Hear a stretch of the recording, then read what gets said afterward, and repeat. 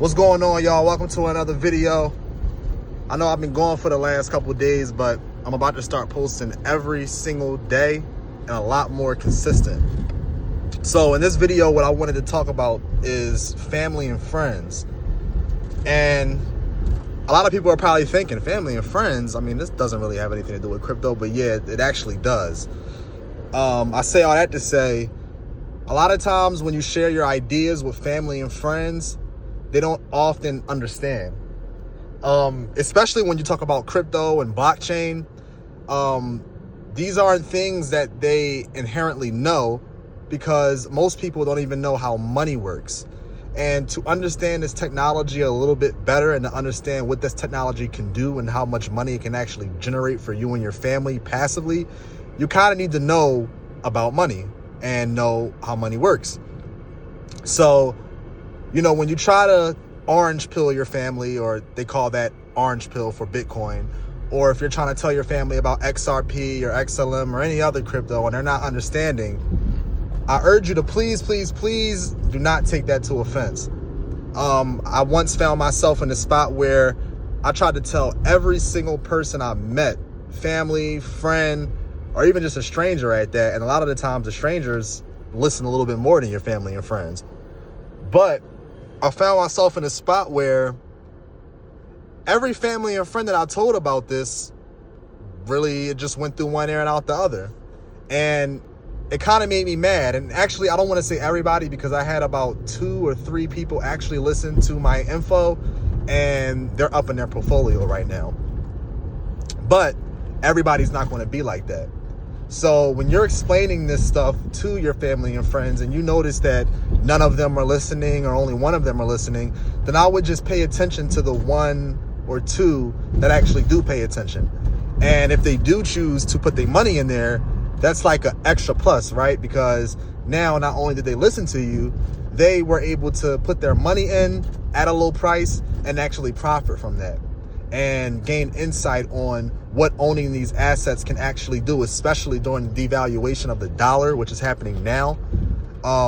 You know, they learn that, hey, I can park my money here, and while the dollar goes down, everybody else gets poor because of inflation, and their minimum wage isn't raising, or their, you know, the price they're being paid in dollars is not raising. They're actually becoming poorer. But me owning the assets, which is like stocks and crypto, they're actually going up in times of crises. So they learn that, and then it wakens them up to a whole entire new world. And that's kind of where I was when I got into this space back in 2020. I started off in stocks, and then about at the end of 2020, the beginning of 2021, during that 2021 crypto bull market, I got introduced to crypto, and ever since then, I have been a fanatic.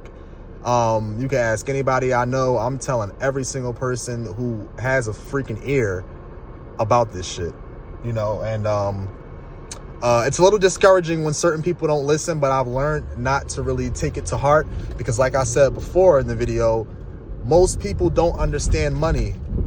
Most people don't understand the fact that since 1971, the dollar hasn't been backed by anything but debt. And in the future, they're going to use Bitcoin or another cryptocurrency, probably like XRP, to then back the dollar so that the dollar does have a backing.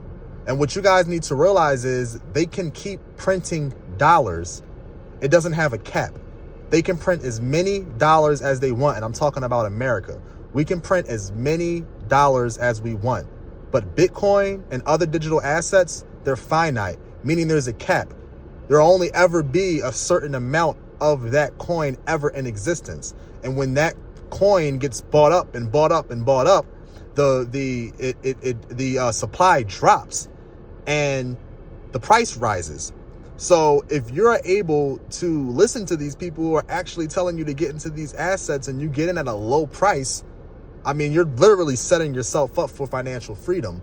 And I learned from Michael Saylor that people think that you need to work all the time. Work. But what I've learned through Michael Saylor, from me doing my own due diligence and me investing my money into these asset classes, is doing a lot of hard work is actually overrated. Sometimes a modest investment can become a genius thing in the future. So think about 10, 12 years ago when people made a modest investment in Bitcoin when it was $1, $2, $8, maybe even $10, even $20.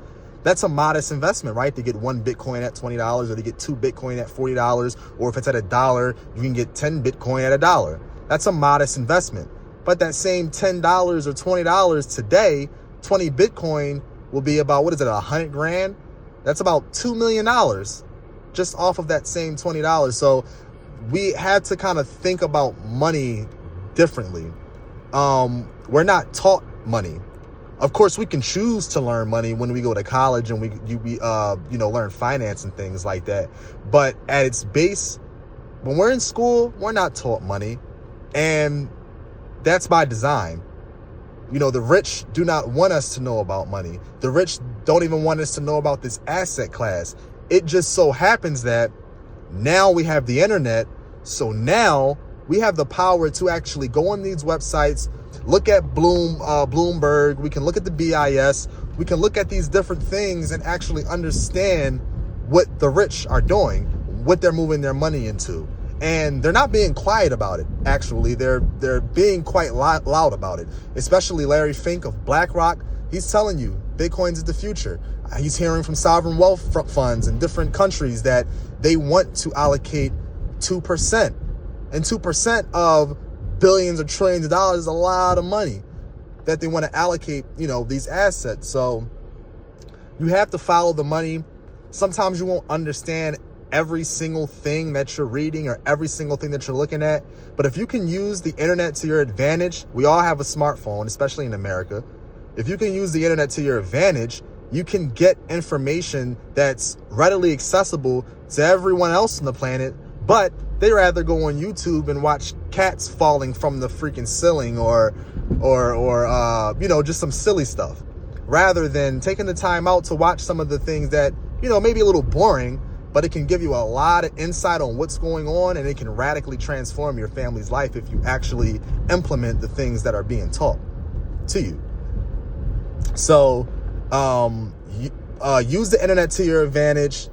Nowadays, we have all the info that we need, that we can ever need. All the info in human existence is in the internet. Back even 50 years, maybe a little even before then, really just pre-internet, the only time that you can really even get access to this type of knowledge is knowing somebody who knew the knowledge. You know what I mean? Or maybe even reading a magazine or, Forbes magazine or things of that nature. But other than that, there really wasn't a way to get this type of info. And also, there wasn't really a way to invest your money easily back in the day. You had to get a broker. You had to do a lot of things just to invest your money in startups like Amazon, Microsoft. These things were not readily available to the average day person.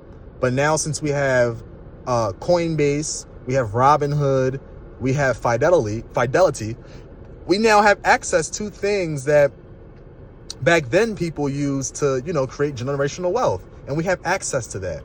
So I'm urging every one of my listeners to, one, don't listen to your drunken uncle. Don't listen to your drunken aunt. Don't listen to anybody who doesn't know what they're talking about. Do the research. If you're trying to explain it to your friends and your family and they don't want to listen, then they don't want to listen. Because you know why? Everybody's going to buy at the price that they deserve. They may not understand it now. They may not understand it in 2 years, maybe 5 to 10 years. But at some point, when this stuff is mainstream and it's coming fast, they're going to want to listen, and they're going to probably regret not listening a little bit sooner. But it is what it is. You know why? Because everybody buys at the price that they deserve. So I want to just reiterate, if you're telling people about this and they're not listening, don't get upset. These people just don't understand money how you understand money. And if you understand money, then you probably know where this is going anyway. So I don't really have to talk any further. But these are just a few things that I wanted to get off my chest, because I always find myself really explaining these things to people, and people looking at me like I have 2 parrots on my head, and it's exhausting. It is. And sometimes I say, you know what? I'm not even going to tell anybody else about this. I'm just going to keep putting my head down and doing my work and doing what I need to do to free my family. But then again, I'm not a crab in a barrel type of guy. So I like to, you know, tell my family and friends about this and whoever wants to listen. But, you know, I'll still talk about it. But if they don't want to listen, they just don't want to listen. And I won't really go any further on it. I won't expand on it. I'll just let them do their thing. So if you're me and you're in that boat, don't take it to heart. You know what I mean? Just keep pushing, keep your head down, you know, do what you got to do. And one day, and it probably will be one day soon, they're going to come rushing back asking you for advice and asking you, oh, you know, what should I invest in now, or things of that nature. And, you know, you don't have to be that I told you so type of guy. You can just help, because not everyone's going to understand it at the same time, and that's okay. So that's it for this video, and I'll get back to you guys soon.